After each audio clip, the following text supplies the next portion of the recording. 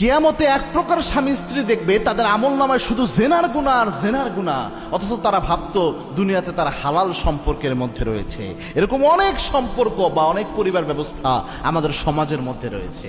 এটা কিন্তু মারাত্মক একটা বিষয়। এই যে তালাকের মাসালা, এটা সঠিকভাবে না জানার কারণে এটা আরও মারাত্মকভাবে হয়। আমি কয়েকটা বিষয় বলছি, দেখেন আপনারা মিলিয়ে দেখেন আশেপাশে অনেকের এরকমটা হয়েছে কিনা। আগে শুনেন, তালাকের মাসালা এমন মারাত্মক মাসালা, আল্লাহ রব্বুল আলামিন সবচেয়ে নিকৃষ্ট বানিয়েছেন এই হালাল বিধান হওয়া সত্ত্বেও এই মাসালাটাকা।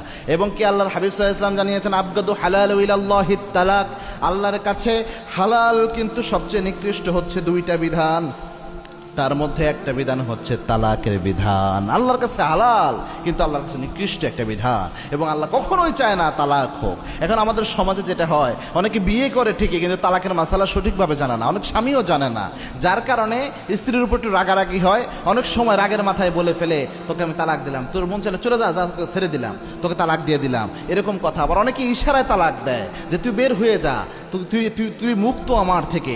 যদি তালাকের নিয়তে কেউ বলে তুই মুক্ত, তুই বের হয়ে যা, তুই যা ইচ্ছা করে তুই চলে যেতে পারিস, তোর উপর কোনো দাবি নাই, এরকম কথা যদি কোনো স্বামী বলে, যেটা তালাকের নিয়ত থাকলো কিন্তু শব্দ আরেকটা বলছে, এটাও তালাক হয়ে যায়। এবং তালাকের নিয়ত করে হাত দিয়ে ইশারা করলেও তালাক হয়ে যায়। এত মারাত্মক তালাকের বিধান। এখন তালাকের এলেম অর্জন না করে অনেকে এইভাবে ভুলবশত তালাক বলে ফেলে, আবার মনে করে যে রাগের মাথায় তালাক বললে তালাক হয় না। আমাদেরকে ফোন দিয়ে বলে, হুজুর রাগের মাথায় তালাক দিছে, এখন কি হবে? তো আমি অনেক সময় প্রশ্ন করি, পাল্টা প্রশ্ন, ভাই এমন কি কেউ আছে খুশিতে তালাক দেয় বউ, যে আজকে আমি খুব আনন্দে আছি, খুশিতে আছি, রসগোল্লা খাচ্ছে, মিষ্টি খাইতেছে, আর বউরে বললো তোমার আমি তালাক দিলাম, এমন কেউ আছে নাকি?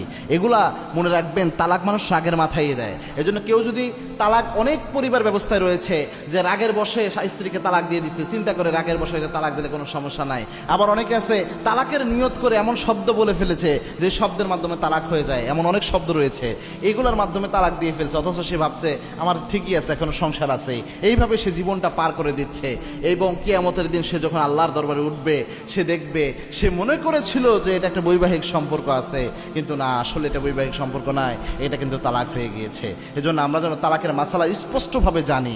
আর এই আপনার গ্রামগঞ্জে দেখবেন অনেক কাজীরা ধুপধাপ তালাকের ফতোয়া দিয়ে দেয়। তালাকের ফতোয়া এক্সপার্ট না হলে তালাকের ফতোয়া নিতে হয় না তার কাছে। মনে রাখবেন, তালাকের ফতোয়া অনেক ফাঁকফোকর রয়েছে।